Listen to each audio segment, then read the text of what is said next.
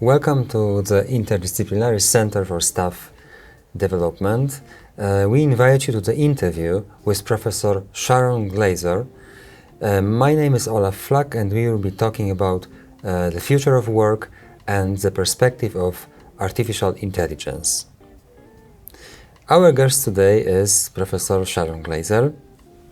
Good morning. Good morning. Professor Sharon Glazer is a professor of cross-cultural organizational psychology at the University of Baltimore, and also she is an affiliate research professor at the University of Maryland, Applied Research Lab. She has made substantial contribution to the field of applied psychology, mostly in the field of occupational health and stress. Today we are going to talk about the future of work and how the artificial intelligence will influence our work in the future.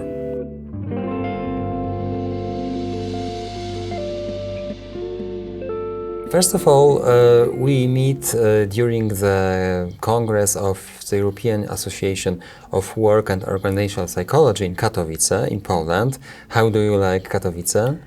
So far it's beautiful. I've loved the greenery and the people are very kind, and it's been a wonderful experience. My first EWAP conference. Yeah, it's nice to that we can see each other in person, not online. And I would like to ask you, what is your current interest, scientific interest? What do you do at the university now? First of all, thank you so much for having me here today. I really enjoyed being here so far at the conference. It's my first EWAP conference and meeting all the wonderful people. And to answer the question of what my research is, I wear many hats in my area of research with the Applied Research Lab, as well as my own personal research. I'm working on a cross-cultural psychology textbook with colleagues from Belgium, Norway, and Canada. I'm also working on a really interesting study on transformational leadership and supervisor social support across cultures and in the domain of occupational health and stress.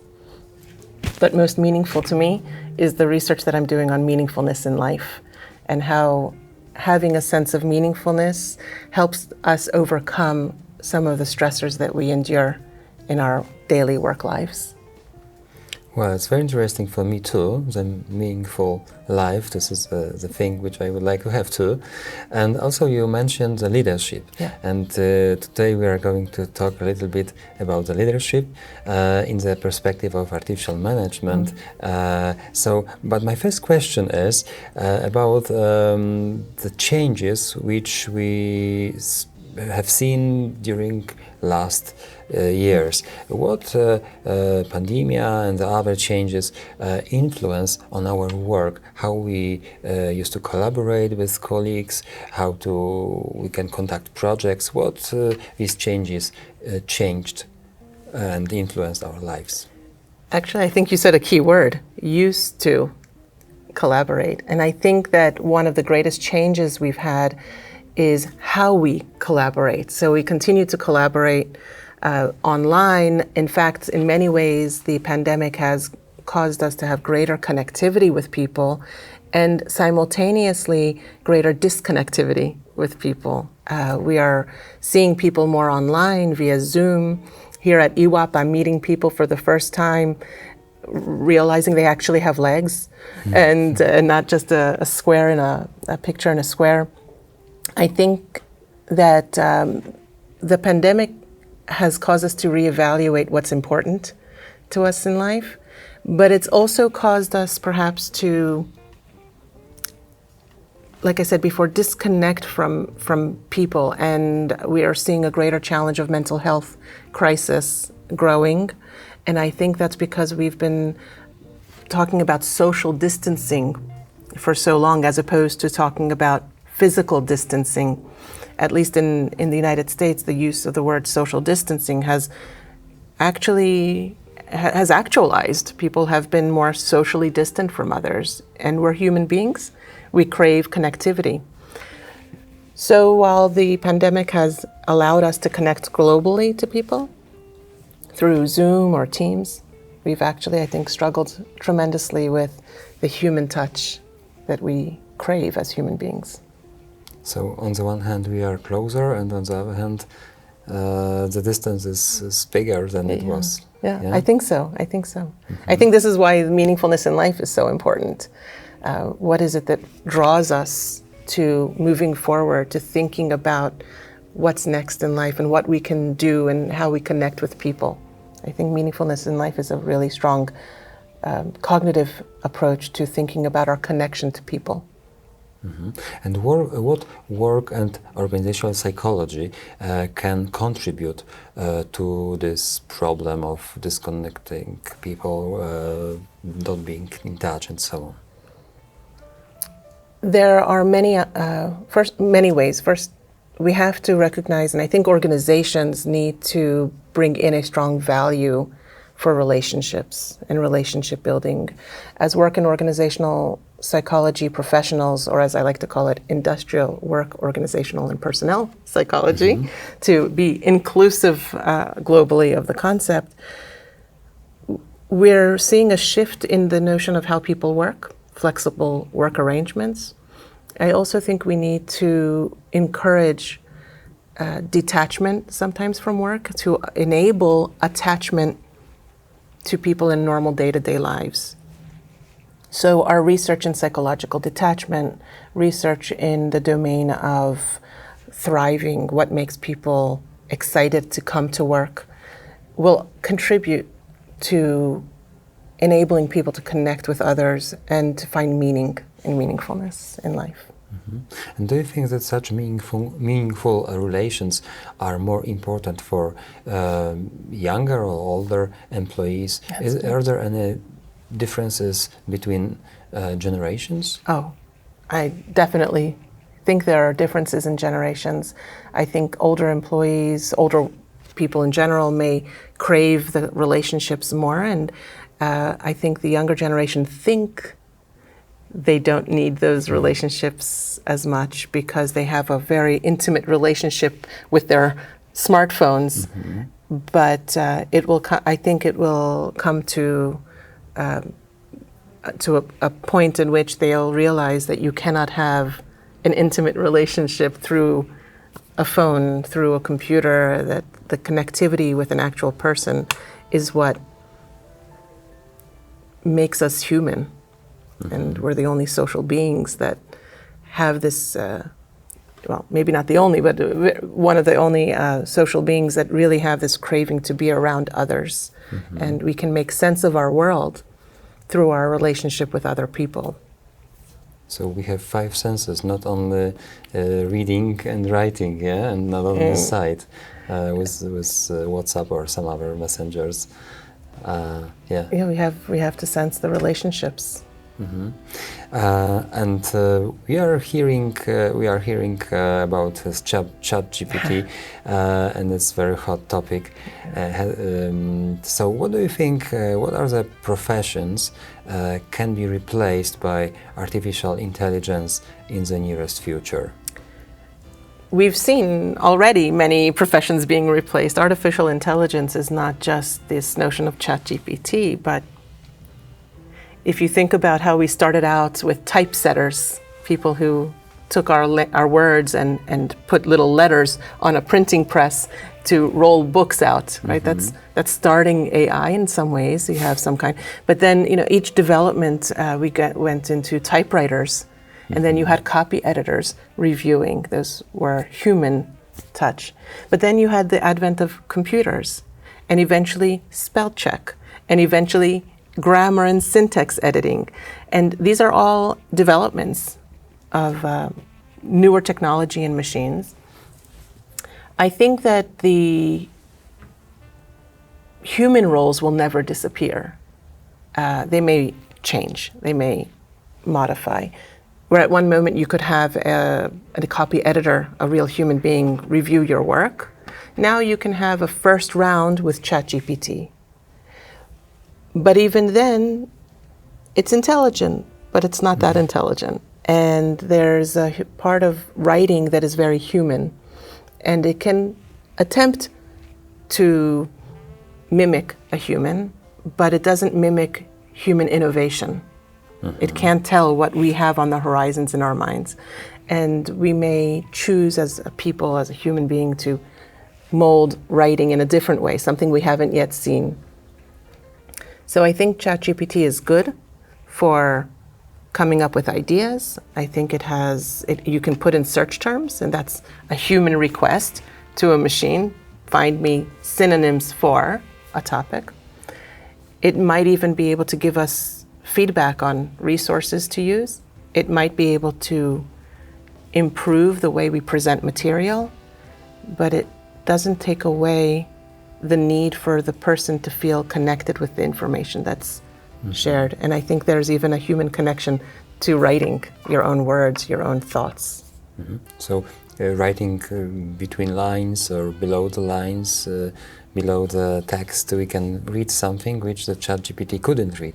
Reading between the lines, Yes, right? yes. We would say the subtext Yes. of what's there, the emotions. It might be able to come up with some good emotions, but it might not exactly represent yours. It approximates it, but not exactly yours. Do you think that we should protect from the influence of artificial intelligence on work? Generally speaking, on work? Absolutely. Should we protect? Absolutely. I think we will see an increasing need for ethicists. I think that there will be a greater need for people to be able to distinguish between authentic work and computer machine intellect. I think the business ethicists, organizational ethicists, artistic ethicists are all going to become important fixtures in our world of business and organizational psychology in many ways, because they will be able to arbitrate between someone's personal development and creative thought and the thought of the AI. Created by AI. Yeah. Okay, and do you think that we can replace managers with artificial intelligence? Is it possible? We are. We have been replacing selection procedures. Now people send resumes and artificial intelligence pulls keywords. That's partly a replacement. We have technology for performance management, and a person conducts work and a human reviews it, puts in some feedback, rates the employee's performance, and then the employee gets in real time immediate feedback. So in some ways that's AI, but a full replacement, no. Again, key, human connection. Human connection. So you can't imagine that your manager would be a robot. You suddenly, or one day you come into his room, and now after a few years you can see, oh, this is a robot, this is my boss. Can you imagine this? I can imagine it in only a more technical way, in thought production, no. But in manufacturing of tires, in many ways, if there's a problem in the machine, it's AI that's detecting a problem. It's if you were talking about a freezer to keep specimens frozen, AI can detect the thermostat. You don't need a human to do that. And the AI will alert the worker that there's a problem with the machine that needs to be fixed. So in that sense, it can be a manager. But absolutely, I cannot see AI replacing the person. I can see people trying to have AI replace. But again, there will be a point where the conforming aspect of AI, because AI pulls from lots of sources, and then eventually you start to see conformity. And I think, as we've seen in political history, people don't want to be have to all be the same. We're not robots, and we don't want to live like robots. Sometimes structure is good, and we crave it, and so we see even politically changes in political domains because people are craving some structure. But once the structure is too rigid, Too much. people want to break loose. And that's part of human nature. We want structure, but we don't want so much structure that we lose humanity.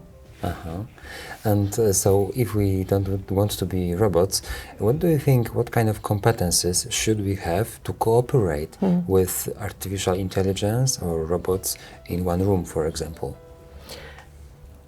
We're doing it now, right? We have lighting, and we have the cameras working, but we have humans behind it, and we're cooperating on a regular basis. So it's nothing new in that sense. I've observed new technology, for example, to pick fruits from high up on a tree, and we're cooperating with those. A person is perhaps operating or observing how the machine is picking gently the fruits and placing them in a basket. But what we're doing is increasing safety for workers. They're not climbing ladders anymore. You have a machine doing it. So I see the cooperation with machine to be something that we've been training ourselves from the time we're born because of technology advances.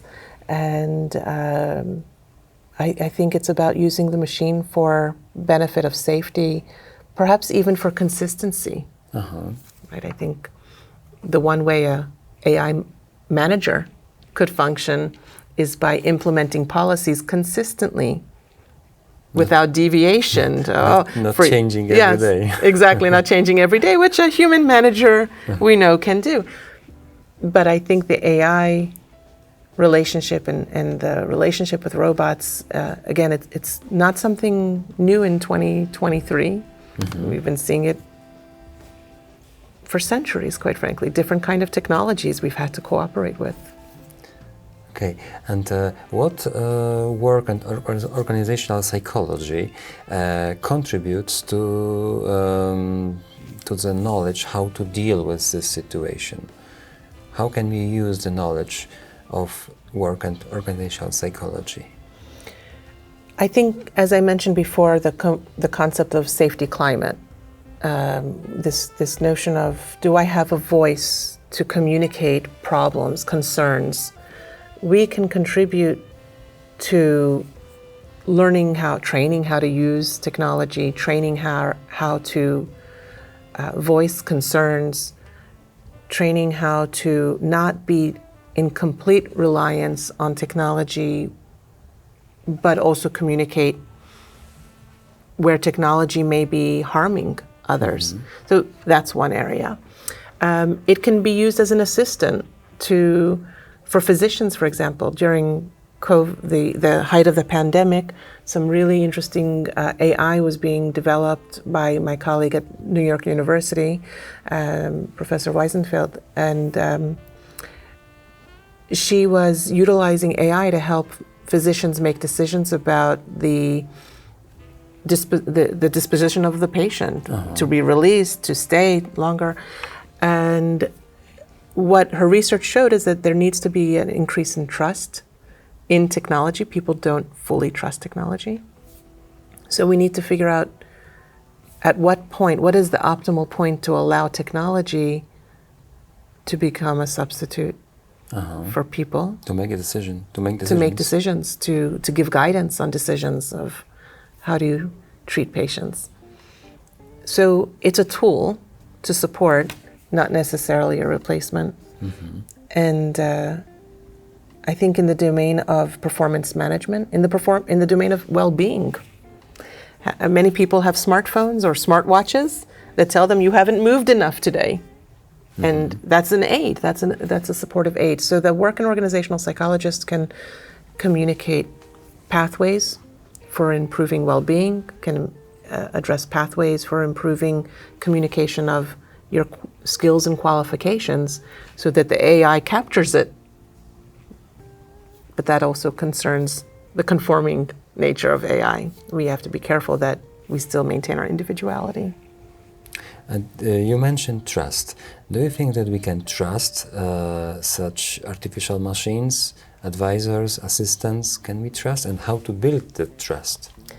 Well, we know from various apps that get us around town, driving directions, whether it's Maps, Google Maps, or Waze, or whatever it is, that's AI, right? And we know that there have been occasions where that technology has taken people to the wrong roads.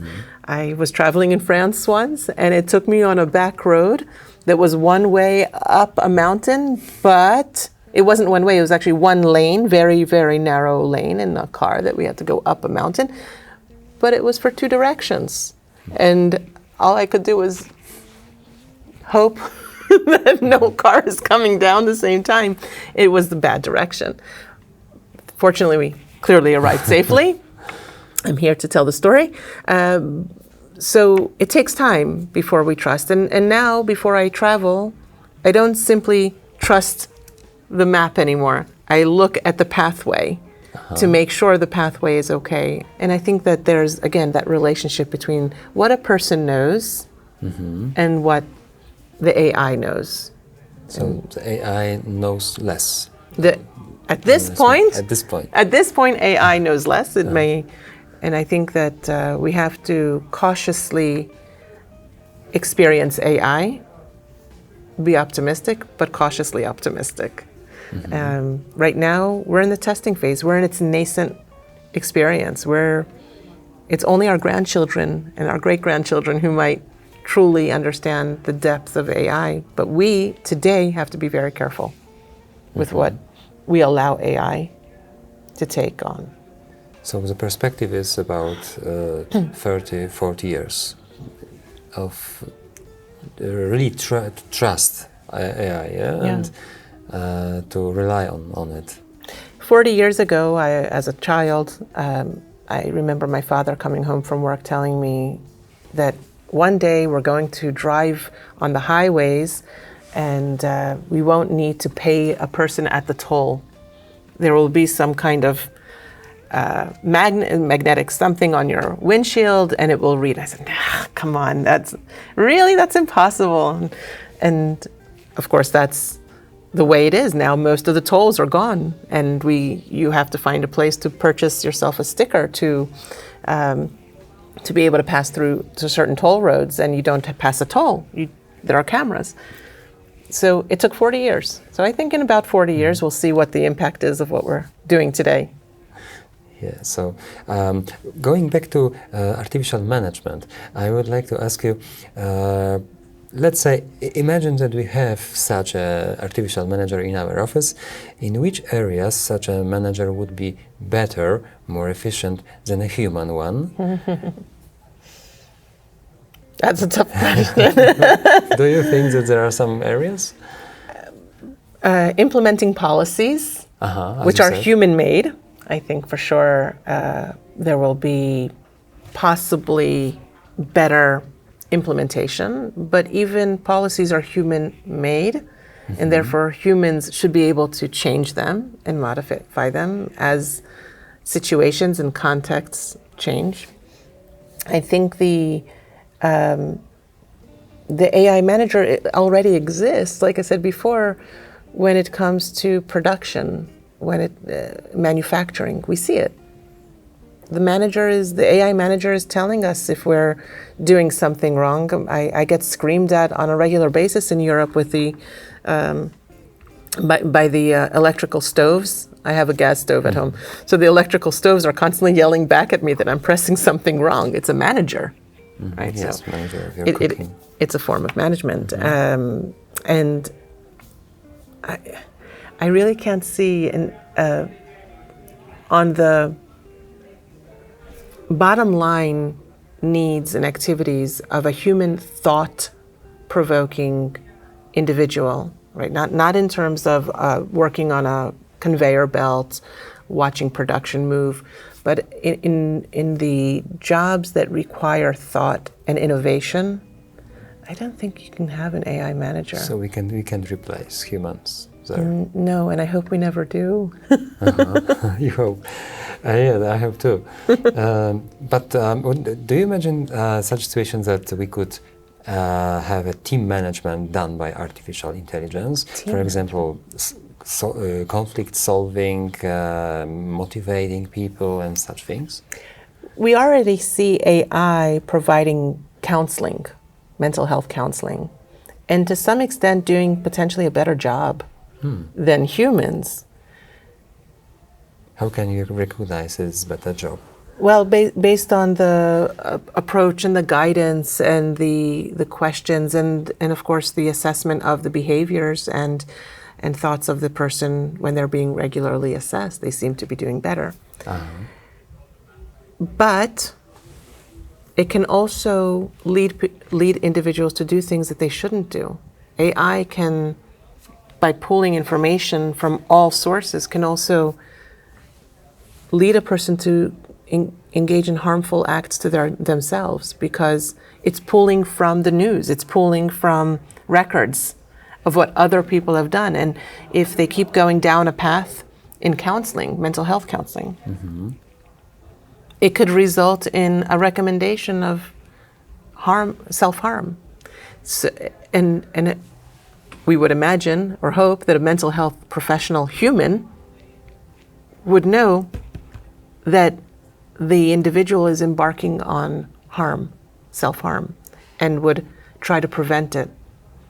Artificial intelligence right now may not be able to address that nuance. Similarly with teams, because the question was about the teams, there are constant trade-offs.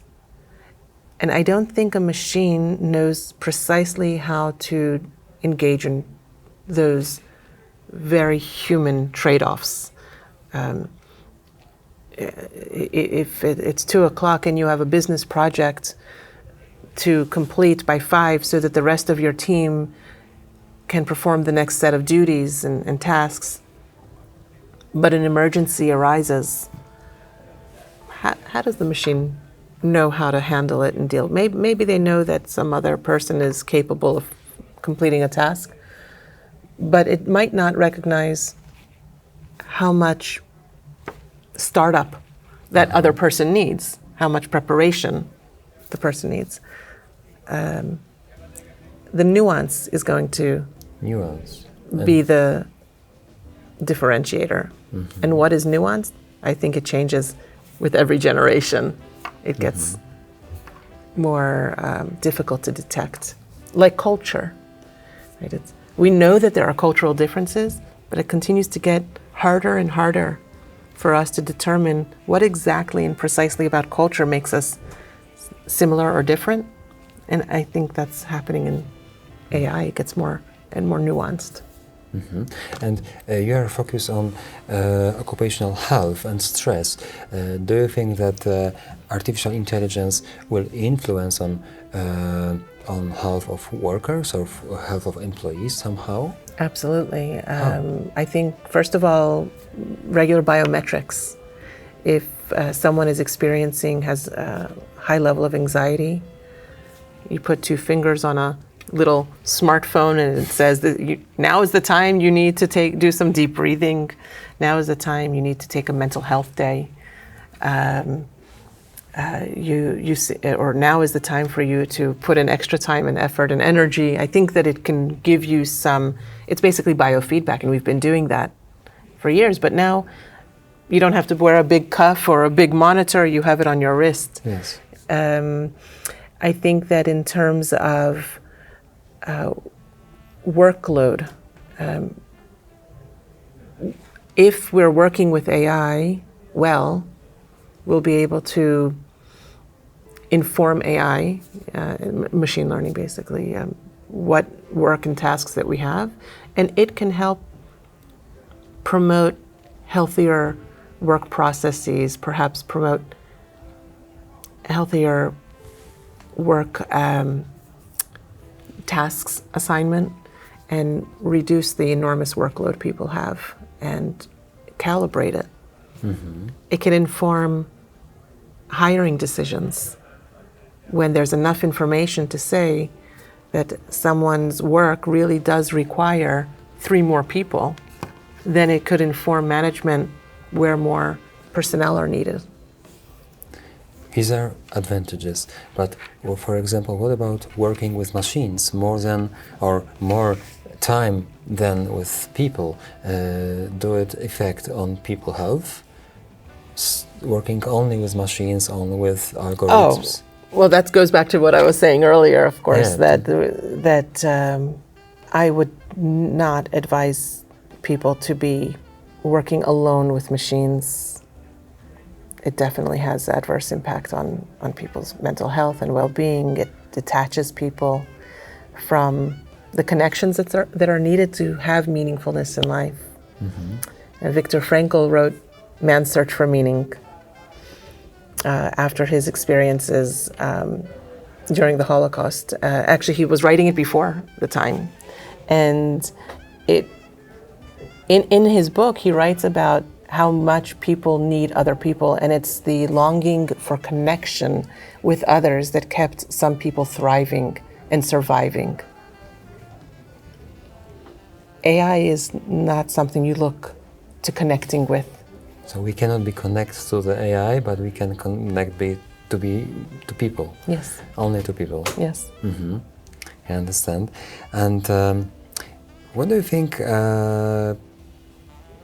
If such a situation would happen, that we could hire an artificial manager, and we could do some kind of competition, that one team would be managed by the artificial manager, and another team would be managed by the human one. Which of the team would be better, and in which areas?